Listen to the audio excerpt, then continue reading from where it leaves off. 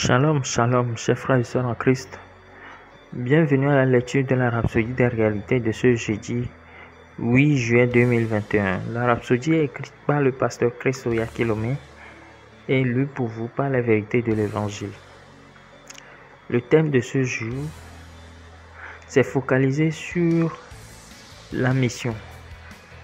Et notre verset de lecture est tiré de Hébreux 12, le verset 2.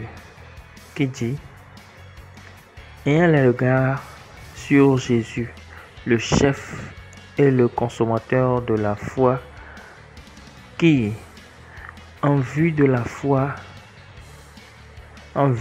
joie qui lui était réservée, a souffert la croix, méprisé l'ignominie et s'est assis à la droite du trône de Dieu.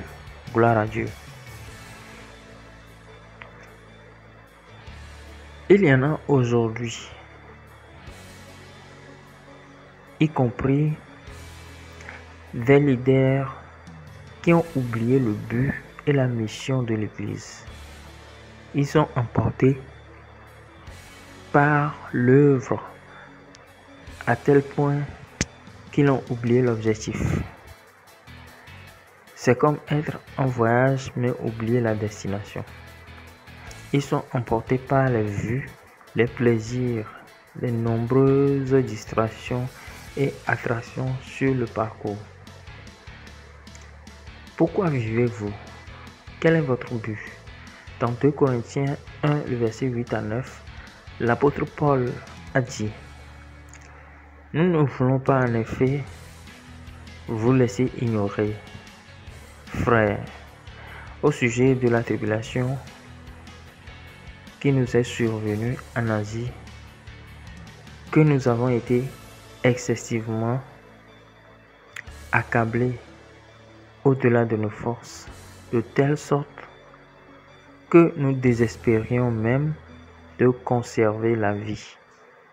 Et nous regardions comme certains notre arrêt de mort, afin de ne pas placer notre confiance en nous-mêmes, mais de la place en Dieu qui ressuscite les morts. Alléluia. Ce n'est que lorsque vous comprenez votre mission que vous pouvez avoir une attitude et un état d'esprit comme celui que nous voyons dans le verset que nous venons de lire.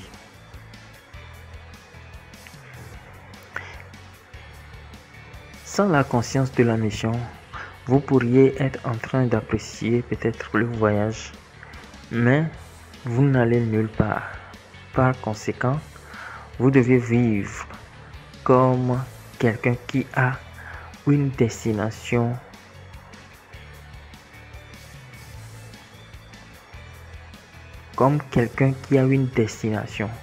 Vous avez un dessein donné par Dieu. De cette façon, rien sur la terre, rien sur cette terre ne peut vous ébranler. Les choses de cette terre n'auront aucune valeur pour vous parce que votre pensée est tournée vers votre but et votre mission.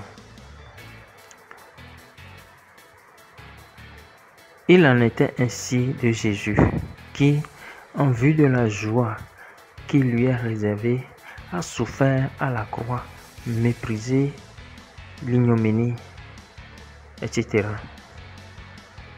Hébreux 12, verset 2. Il lui importait peu qu'une couronne d'épines lui soit posée sur la tête, avec du sang qui coulait et aussi des douleurs atroces, des clous. Il a tout enduré. Peu importe les défis auxquels vous êtes confrontés dans votre vie, concentrez-vous sur la destination. Ne laissez pas les choses qui se passent au cours de la route vous empêcher de finir votre course. Paul a démontré sa résolution comme indiqué dans Acte 20, le verset 22 à 24. Et maintenant, voici lié par l'Esprit, je vais à Jérusalem, ne sachant pas ce qui m'y arrivera. Seulement de ville en ville, l'Esprit m'attend. Mais je ne fais pour moi-même aucun cas de ma vie, comme s'il m'était précieuse, pourvu que j'accomplisse ma course avec joie et le ministère que j'ai reçu du Seigneur Jésus, d'annoncer la bonne nouvelle de la grâce de Dieu. Alléluia. Alléluia. Ce dont le pasteur est en train de parler ici, c'est que en tant que chrétiens, nous avons une destinée. Nous avons une destinée. Quelles que soient les victoires qu'on a, quelles que soient les louanges qu'on a de la part des hommes, ou bien la gloire qu'on a de la part des hommes, il faudrait qu'on soit fixé sur notre destinée, l'objectif principal de notre vie, et pour pouvoir l'accomplir sans être perturbé ou sans être gêné ou emporté par quelque chose que ce soit. Gloire à Dieu. Nous allons prendre la confession. Je refuse d'être distrait par les circonstances, les expériences ou l'adversité. Je me concentre sur Christ, sa parole, son but pour ma vie. J'ai une passion pour l'agenda de Dieu, avec mon cœur continuellement fixé sur lui pour faire sa volonté. Je regarde au-delà de ce monde et je suis toujours fort dans le Seigneur. Amen. Alléluia.